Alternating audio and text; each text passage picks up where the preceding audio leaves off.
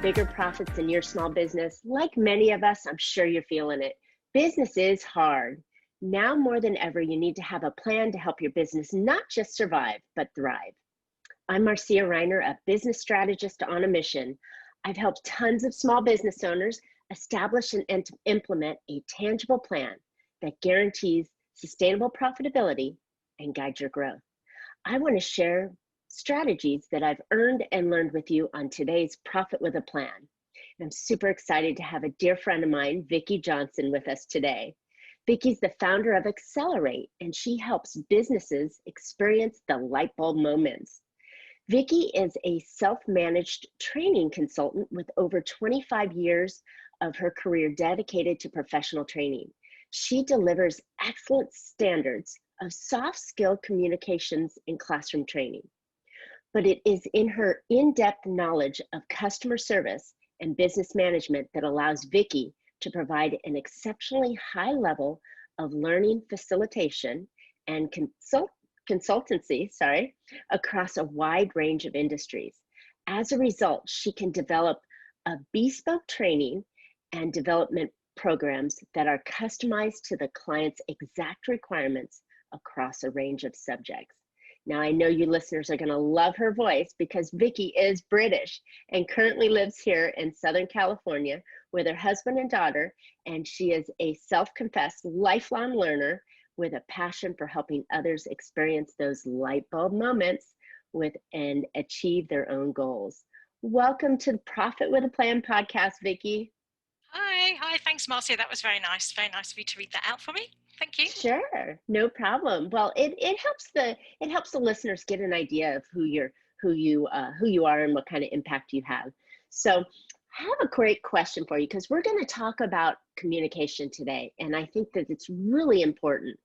So, how does the way that we communicate impact the way we build relationships?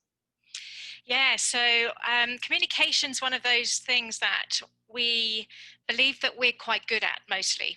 Most people talk to other people, we communicate with each other on a regular basis, so we think it's a natural skill that we're all born with.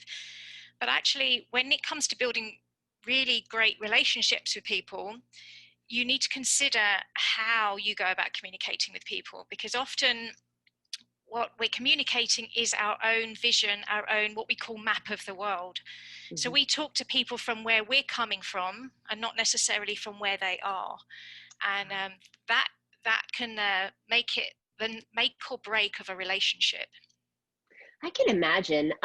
There's so many organizations out there that are trying, and I use the word trying loosely, to teach how to communicate with folks by using personality tests or things like that. That's not what you're talking about, right? No, not really. And there are so many personality tests out there, and I have done many of them in the past. I think what can happen with those personality tests is that you discover more about who you are, and you don't necessarily discover about who the people are that you're speaking to. So where I come from is that I think we already know a lot about who we are and what makes us tick. I'm more interested in how do we connect with other people and find out how they tick and who they are.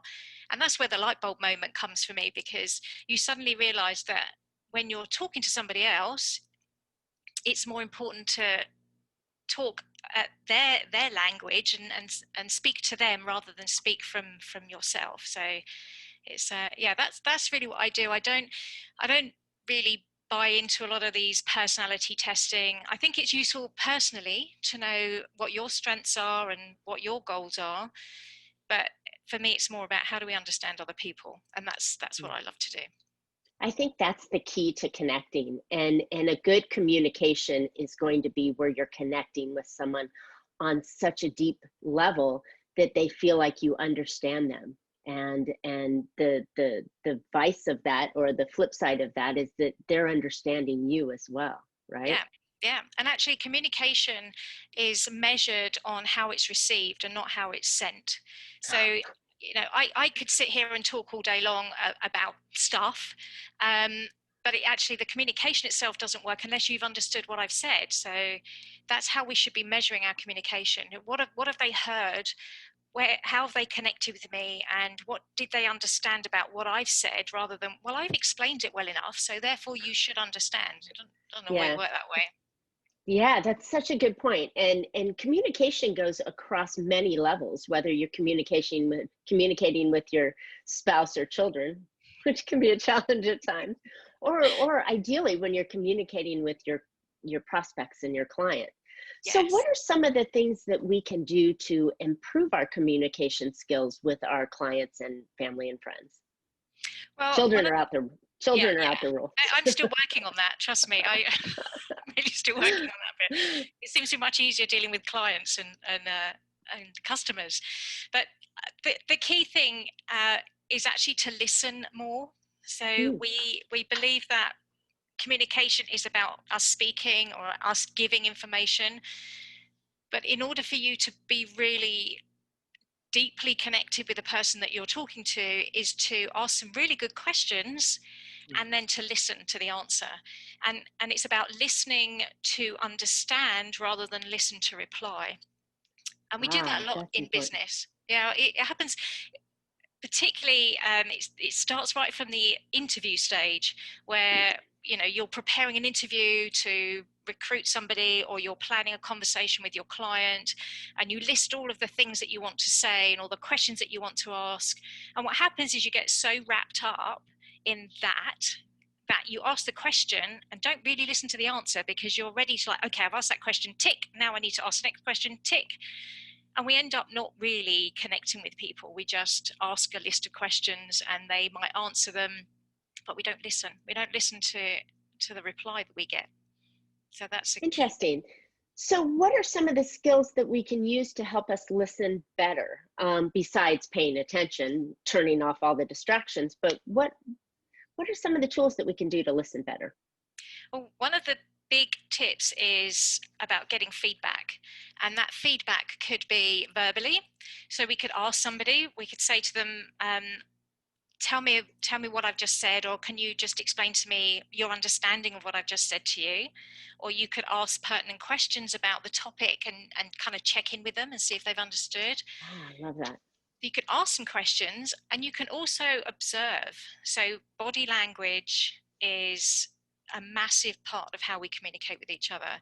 So if you're talking to somebody and they're kind of sitting back and going, not really sure, okay, and you're getting those vibes that they're not really understanding you, is to check in with that. And don't make assumptions. Don't make assumptions because somebody's got their arms crossed that they're bored, which is what we do quite often. Right. Think that it could be that they're cold, or that could just be a comfortable way for them to sit while they're absorbing the information. So check in on the body language from people, and just make sure that you've really got your points across. And you may have to change the way that you're communicating that if they've not really understood. You might have to come at it from a different perspective sometimes and help them understand. And the other thing to look out for is, like, nothing. So if you don't get any feedback, Crickets. that's still feedback. Yeah. Mm, Yeah. So if you've given some people some information, particularly now that we're doing a lot of this online, and it's very easy for us to turn our cameras on and chat and send some slides out there, and we don't get anything back. And really, if we're communicating with people, we should expect some form of reciprocal information coming back. And if you're not getting that, if you're not getting any responses either through the chat box or through the little thumbs up signs, all of those things that we can use now, then that's feedback for you that maybe you're not engaging your audience well mm. enough. Good point. Good point. Well, that was great. That was really great ideas about how to improve our listening and to get that feedback. So, what are some of the other points that can improve our communication, or skill sets that can improve our communication? So another aspect is, and this is a tough one actually, but not being judgmental. And I know we all like to say, well, I'm not judgmental, but often we come at a conversation with our own perceptions and our own ideas and our own values. And that sometimes can stop us from hearing back from the other person. Or we hear what they say, but we kind of put it in a box, and we make our own decisions about what they've said, because we're using our own judgment. So really, to connect with people again, it's remove that judgment, and just really try and listen to what they're saying, and don't try and put it in a box. Don't try and justify why they've said something in a particular way. Just take it, and then you may want to question it afterwards and say, can you just explain why you would have said it in that way, or I didn't really understand where that was coming from. Or so trying being as neutral as possible. And it's hard. We all have our own values and our own ideas of what's right and what's wrong. I was going to say, that's got to be really a hard skill to have, because when we've come onto a meeting and we're having a conversation with somebody, we may have just had an argument with a partner, or I just got off the phone with this, person, or even better, I'm in this great mood because I just did something fabulous, and the other person, maybe had hit every red light to get to the appointment they're having, and there's other stressors that do it, and that we or they have already had that judgment put in place to set the energy of the meeting. How do you calm that? How do you make that neutral, besides just saying, oh, I have to be non-judgmental and be neutral? How can you tone the meeting or bring it into a neutral feeling, especially if the other person is stressed? Yeah. So, well, I've just recently done a lot of training with NLP, so neuro-linguistic programming, and a lot of the learning that's come from there is that we react to things with our unconscious mind. So we see something and we make a quick decision about it, and that's all done unconsciously quite often. And our unconscious mind holds on to lots of baggage. So if we have had something previously, so as you say, we've just got stuck at every set of lights, we're running late, we fell out of bed in the morning and the toothpaste had run out, all of those horrible things have happened. We've now got baggage, and we take that baggage with us. So we should be practicing how to release that, and a lot of that is just you kind of, I do a bit of meditation. I'm not saying everybody needs to meditate, but there is an aspect of just becoming more aware of your own self and saying, I'm reacting to this because of what's just happened to me, or where has that come from? Because that response is, that's kind of come from somewhere, and I need to figure out where that's come from. So dealing with our own stuff helps us become non-judgmental with other people.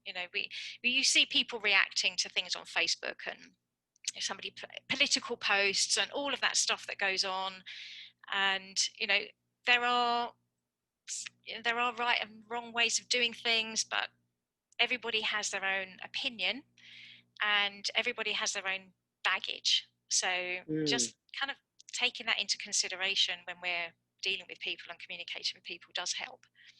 I love that. That is such a really valuable tip, because something that I coach to in my practice, as well as I try and coach to my 25-year-old daughter that's having challenges, is that you can only control yourself.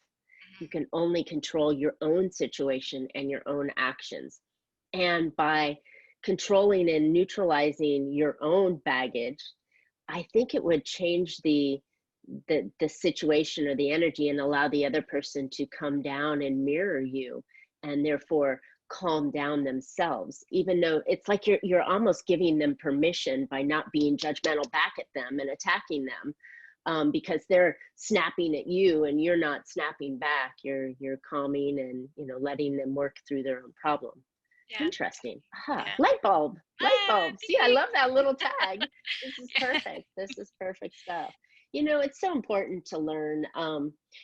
Right now, due to the situation we've been in, we've all been hunkered down in our own little environments. But as we come back out, and in years past, we've got to learn how to be a good steward of other people and ourselves when we're out in the public. And I think these are really good tips that I'm taking Yeah. some big juicy ahas out of. So Yeah. thank And I you. think especially now when we have had this global crisis really that's hit us, and everybody will have reacted to that slightly differently. So even with companies that are now saying to their staff, okay, it's time to come back to work, maybe their kids are going back to school, some people will be fine with that and other people won't be fine with that. And we can't judge people for what's going on in in their own map of the world, how they see things. So they may still feel that there's a risk, and that they're not prepared to take it. We kind of need to allow people time to go through that process. And it's difficult at work because we're trying to build businesses, we're trying to make revenue, we're trying to grow what we're doing. But actually, the more you push people into doing things that they're not comfortable with, the more you'll lose them. It's kind of better to kind of allow them to come to the party, as long as you put boundaries in place. And I'm not saying you should just let people sit at home and do nothing if that's what they want to do. There should be boundaries, but our jobs as leaders in any organization is to really understand where that person's coming from, and then work with them to help them figure out, my thing about having light bulb moments, that's our job as a leader, is to help people kind of say, okay, so what is really going on with you? And I'm not judging you, I'm asking you because I really care and I really want to know and I really want to help you, and allowing that communication to flow. And most people do want to do a good job. I do really believe that. I think most people don't want to go to work and hate every minute that they're there.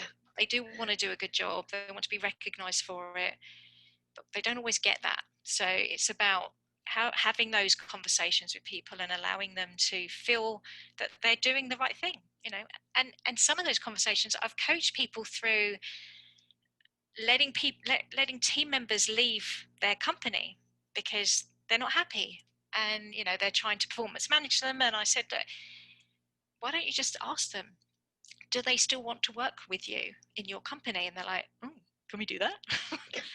Yes. I know, right? Yeah. Well, if they're not happy and you're not happy, then let's find a solution. And ideally that solution is that they stay with you and they progress and they develop and they come with you, but that's not always the case. And I think we need to be okay with that sometimes people just have to move on.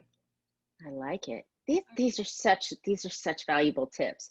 So we've talked about listening. We've talked about being non-judgmental. Do you have a third tip for us to be able to communicate better? Yeah, I guess similar kind of lines really, but one of the things we need to understand is that when we are communicating with people, there's lots of distractions and there's so much information coming at us that we can only take in so much information. So what happens is that we delete some stuff. So there have been many cases where two witnesses have been in the same place, witnessed the same incident, and actually had two completely different perspectives of that, because you can't take in everything. So you take in what makes sense to you. So we delete some stuff and we distort some stuff because we need to understand, it needs to make sense to us. So if you're communicating a task to somebody in your team, or you're communicating to a potential client, then we need to consider that they will delete some of that information that we've given them and they'll distort some of that information. So just being aware that that's going to happen saves you from getting frustrated when you come, no, that's not what I said, that's not what I meant, this is what I've told you to do, or this is the information I was giving you. Just be aware that they'll only take in a very small piece of information. So it's almost better to give smaller chunks and check in with those chunks rather than give tons of information and hope a few of the things drop. So just be more concise and then check in with that. Very, very, very valuable thing. I wrote down, so I've been taking notes through this whole process. And my number 3 was info overload. And I was thinking, delete and distorted, that they're doing that. But then as the communicator, why would I want to overwhelm somebody with way too much information? If you can imagine in a sales experience, someone says, oh, I've got all this knowledge and I want to give you all this knowledge so you'll buy my product. Well, the customer doesn't want to hear the knowledge. They only want to hear what is going to solve their problem. And can you solve the problem? They don't need to know how, they need to know that you can. Yeah. And sometimes we hurt ourselves by information overload. And this was another great big, and I love your line, I'm going to keep stealing it, a light bulb moment, because, you know, I speak publicly and I coach, and I have to constantly go, little bites, little bites. My mom used to say, you can't eat an elephant in one bite. No. So start at the tail, right? And eat the yucky part first and just bite your way through it. And I have to remember that when I'm educating and advising and just communicating, even with my daughter, that she doesn't want to hear all the crap. She just wants to hear the answer. Yeah. And my clients are the same way. I love that. Exactly. Yeah. So just thinking about what is it that they need, what's going to make sense to them, because that's what they're going to receive. They have to, if you think about the communication process, I say something, you have to then pick up the bits of that make sense to you. Then you have to build a picture in your head. Well, what does that really mean to me? And then that's where you get the communication from. So all of this stuff's going on at the same time, and we can talk much quicker than we can listen as well. So if we're just blah blah blah blah blah blah, here's all the information, they're just gonna, you know, if you're lucky, they're gonna grab a few bits and go, right, that makes this picture, but they're never going to see the whole puzzle because they're only getting small pieces of information. Wow. So talk less, listen more, and don't judge anything on there. So I'm loving this. So what else can you tell us that would be helpful as a communicator and even a communicatee? Did I say that right? Yes. To be able to, making up words as we go here, as to be a more impactful communicator. What can we do? What else can we do? So I guess the big thing is put yourself in somebody else's shoes in both situations. So somebody's communicating to you, try and understand where they're coming from, as well as when you're communicating to other people. And just, you know, ask questions. If you don't understand something, then ask a question. And, you know, we have this weird human race thing where we are all out to help people. I want to help you. I'm going to help. I'm going to offer help. But we never ask for help. We never think that we need to be the one that asks for help. And sometimes in communication, we just need to say, look, this is too much for me. I'm not grasping everything that you're saying. Can we slow down? Can you give me time to think? Because we all process things in different ways, and it, you know, for some people it takes, you know, for me, I'm not a numbers person, so I know that that's a great thing for you. For me, numbers are like floating around, and people throw numbers at me, they're gone. I just can't process that quickly. So those are the kind of situations when you know where your strengths are, that's great, but know the areas that you might need to check in with people and just say, look, I need some help with this. Can you just clarify? And just, you know, being honest with the stuff that we're good at and the stuff that we're not so good at is always, you know, it's going to help in every situation. I love it. And I think that's something, I think that's really valuable, because when you're putting yourself in the other person's shoes and you're seeing that they're not a numbers person, you know, like there are some people like to, I don't know where I heard this, but they said, I hear you, or I need to feel the package, or, you know, there's different sensory skills that those type of people have, that personality, whether it's auditory or kinesthetic or is there any way to kind of, beyond catching those words about the way that they speak, is there any other way to kind of pick up on what type of person they are? Yeah, well, there is, and actually those cues that you get through people being visual or auditory or kinesthetic, you can see through people's eye movements, which is quite interesting. Okay. If somebody looks up, then they're a visual person. So if you ask somebody a question and they kind of look up, then they're either remembering something in a, like they're remembering a picture of something that they've seen, or they're constructing something in their mind's eye, so they're a visual person. If they look to the side, so their eyes go to the side, then they're more auditory. Oh, okay. And then if they look down, they're more kinesthetic. So they're going into themselves, into their body, if you like, and kind of, how does that make me feel when? So yeah, so you can look out for those things. Yeah, interesting stuff. I know that, you know, I sit in front of a window often. My office and my desks are always facing a window, and like when I'm thinking, I'll look up and I'll look around and everything. So I must be visual because that's important to me. But that's funny. That's I never really thought to look for those cues. So that'll be very helpful for our listeners to be able to pick up on cues, because then you want to say, okay, if you are visual, so can you picture this? Let me describe a picture to you. Or if you're audible, you could say it in a different manner or put it in a different way to them.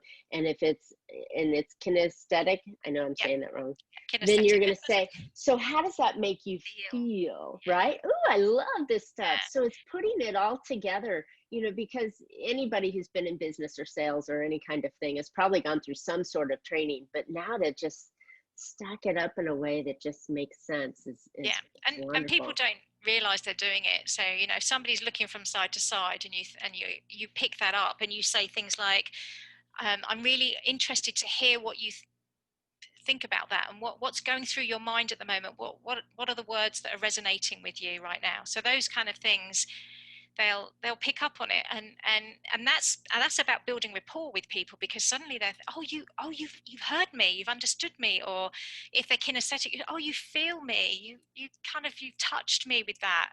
So there's all these different languages that we can use, and it's not about manipulating people. It's about picking up on something that's their map of the world. That's how they see things and feel things and hear things. So we should be trying to connect with them in those kind of ways as best as possible.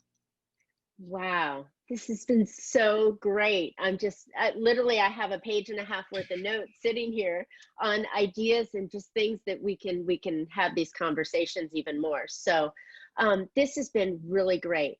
Vicki, how can people get a hold of you? How can people learn more about this way to communicate? So you can check me out on my website. So my website is Exelorate, and it's spelled a bit quirky. So it's EXELORATE.com. Or you can check me out on LinkedIn. I'm on LinkedIn a lot, so I like to post things and connect with people through there. And you can just find me under Viki Johnston. Or you can email me at Vicki, and my name is spelt quirky too, so I'm a bit of a quirky speller. So my name's spelled Viki, and that's at Exelorate, EXELORATE.com. So you can drop me an email, and I'd be happy to have a chat with you. Everybody that I make connection with, and a potential client, I spend at least 30 minutes with them, just connecting and saying, is this a relationship that is going to be beneficial? Is there something I can help you with? That's always a free introduction call. So if you want to find out a little bit more about what I can do, or you want to know some more about communication skills, then just connect with me either through my website or through my email, and I'd be happy to have a chat with you. And we can do it on Zoom.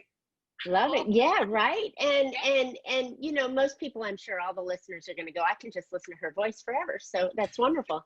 You can do that.